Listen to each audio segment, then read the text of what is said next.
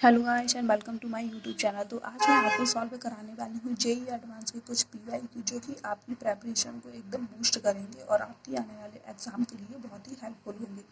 तो मैं दो पीवाईक्यू कराने वाली हूँ और ये दोनों ही जेई एडवांस 2024 में आई हुई हैं और यूनिट एंड डायमेंशन से रिलेटेड हैं।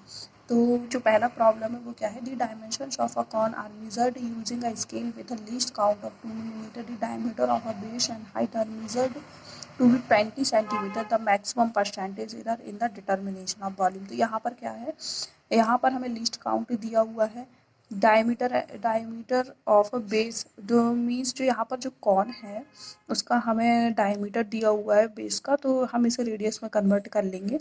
उसके बाद हमें हाइट दी हुई है जो कि 20 सेंटीमीटर। यदि आप चाहें पूरे को सेंटीमीटर में ही चेंज करना चाहें तो आप लीस्ट काउंट को सिंपली सेंटीमीटर में चेंज कर लीजिए।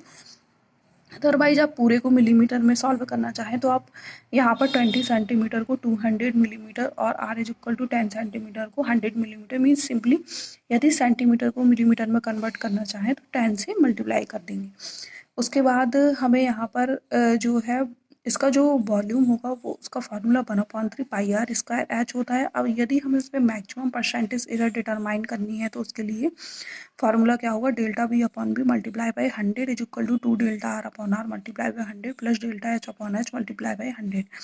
यदि हम इससे इस फार्मूले को निकालना चाहें तो इसके लिए सिंपली हमें क्या करना पड़ेगा, पहले इसका लॉगरिथम लेना होगा, फिर इसके बाद उसका डिफ्रेंसिएशन करना होगा, फिर उसके बाद मैक्सिमम लेने के लिए हम क्या करेंगे, उसका दोनों ही तरफ हमें मैक्सिमम लेना होगा। अभी ये जो है फिर तो यहाँ पर क्या होगा, ये दोनों ही मैक्सिमम होगा और मैक्सिमम हमें इसमें परसेंटेज एरर निकालनी है तो रिलेटिव एरर आ जाएगी, उसमें फिर 100 से मल्टीप्लाई कर देंगे दोनों ही तरफ। तो हमने यहाँ पर देखिए पूरा फार्मूला मैंने लिख दिया है। अब यहाँ पर डेल्टा आर जो है वो 2 मिलीमीटर है और आर जो है 100 मिलीमीटर है। डेल्टा एच जो है 2 मिलीमीटर होगा एंड एच जो है 200 मिलीमीटर। तो दोनों की ही वैल्यू पुट कर दी है और इससे हमारा सॉल्व करने के बाद 5% आए, यानी कि 5% जो है मैक्सिमम परसेंटेज एरर होगा वॉल्यूम को डिटरमाइन करने में। अब जो नेक्स्ट जो प्रॉब्लम है ये है हमारा dimension less quantity is constructed in terms of electronic charge E permittivity of free space epsilon Planck constant H in speed of light C. If the dimensionless quantity is written h e to the power alpha epsilon naught to the power beta h to the power gamma and c to the power delta, if n is a non-zero integer then alpha beta gamma delta is given by। तो अब ये problem इतना simple तो नहीं है but हम इसे solve करेंगे सिंपल वे में बहुत ही। तो यहाँ पर ये क्या हुआ है, पूरा ही ये जो दिया हुआ है वो क्या है, एक डायमेंशनलेस क्वांटिटी है। डायमेंशनलेस क्वांटिटी है मीन्स यहाँ पर एम भी जीरो होगा, एल भी जीरो होगा, टी भी जीरो होगा, ए भी जीरो होगा। तो इसको सिंपली सॉल्व करने का जो मेथड है वो क्या है, हम दोनों तरफ की डायमेंशन लिखें और फिर उनको उनके पावर्स को क्या करें, इक्वल कर दें। तो सबसे पहले हम इलेक्ट्रॉनिक चार्ज की डायमेंशन लेंगे। तो इलेक्ट्रॉनिक चार्ज की जो डायमेंशन होती है वो 80 होती है। हम इस फॉर्मूले से इसको डिटरमाइन कर सकते हैं, करंट वाले फार्मूले से, I is equal to Q upon T से। सेकंड जो है हमारा वो है परमिटिविटी ऑफ फ्री स्पेस। तो इसको डिटरमाइन करने के लिए हम यहाँ सिंपली किसी चार्ज की वजह से इलेक्ट्रिक फील्ड का जो फार्मूला है E is equal to 1/4 pi epsilon naught Q upon R, या तो इससे डिटरमाइन कर सकते हैं या फिर सिंपली दो चार्जेस के बीच में जो फोर्स का फार्मूला होता है कूलॉम फोर्स, कूलॉम्स लॉ के अकॉर्डिंग, तो F is equal to 1/4 pi epsilon naught Q1 Q2 upon R square, तो उससे डिटरमाइन कर सकते हैं। यदि आपको फोर्स का डायमेंशन ईजिली लर्न रहता है या फिर पता है तो आप सिंपली इस फॉर्मूले को यूज करें क्योंकि ये ज़्यादा सिंपल है और इससे ईजिली निकाल सकते हैं एप्सिलॉन नॉट की डायमेंशन। तो एप्सिलॉन नॉट की जो डायमेंशन होगी तो मैंने यहाँ पर लिख दी है, वो आएगी m-1 L -2 T to the power 4 A square. अब जो नेक्स्ट है वो हमें निकालना है प्लैंक कांस्टेंट एच की डायमेंशन।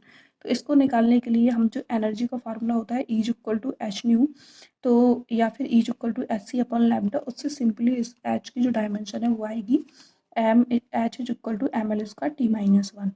अब ये जो है, अब सी की डायमेंशन तो L-T-1 होगी। तो इन सभी डायमेंशंस को पुट करने के बाद हम यहाँ पर क्या करेंगे, जो सेम सेम वाले हैं जैसे कि एम है, इसकी डायमेंशन, इसकी जो पावर है माइनस बीटा है और यहाँ पर इसकी पावर गामा है, तो दोनों को ही क्या करेंगे, ऐड कर देंगे। सिंपली एल में ही ऐसा ही करेंगे टी और ए इन सभी के लिए ऐसा ही करेंगे। फिर हम इनकी पावर्स को क्या करेंगे, इक्वल कर देंगे जीरो के, क्योंकि इस साइड जो है सभी की पावर्स जीरो के इक्वल है। तो यहाँ पर गामा जो होगा बीटा के equal alpha minus two beta, and जो डेल्टा है वो बीटा के इक्वल आएगा। तो इस तरीके से हमारा alpha is equal to minus two beta, beta gamma is equal to beta और delta is equal to beta. अब यहाँ पर हमें 4 ऑप्शंस दिए हुए हैं, तो उनमें से यदि हम बीटा को एक non zero integer minus N के इक्वल माने तो हमारा आंसर जो है ए के इक्वल होगा।